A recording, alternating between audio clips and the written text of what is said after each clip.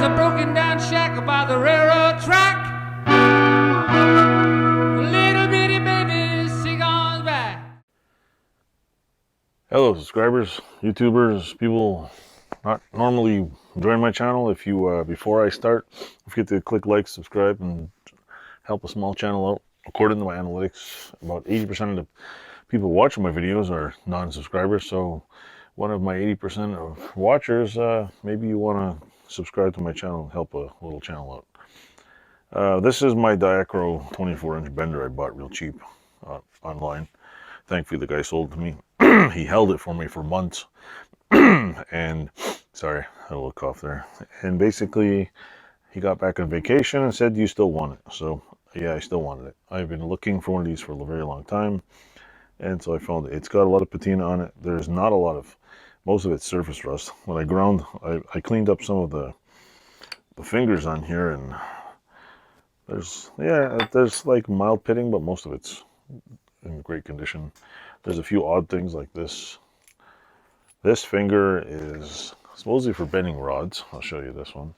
See, it's got a little notch in it. It's got a little notch on there, and it says Diacro on it. So it's a genuine Diacro.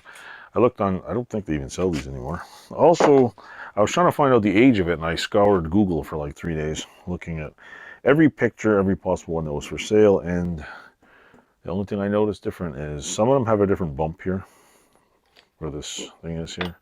Some have a different hump here where it moves.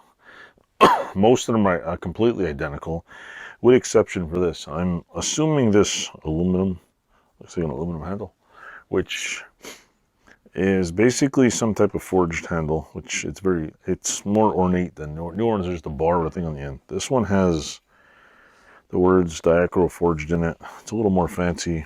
It's got the thing right here. And I noticed all the newer ones don't have this handle.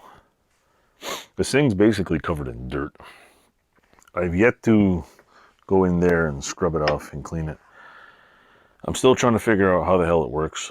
Like it's not complicated, but I shouldn't say I'm still trying to figure out how it works. I'm still trying to figure out how to take it apart. I've gotten the diagram from Diacro. You can buy fingers for it, and they help you, and they even have spare parts for it, since they still make them, and they're extremely expensive. They're almost $5,000 each.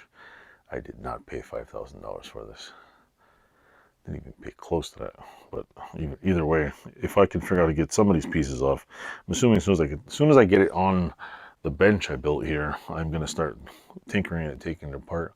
Might need a chain hoist, but yeah, it's a great little bender. And me and my daughter are gonna make cookie boxes. Yes, you're gonna watch a video of me making cookie boxes.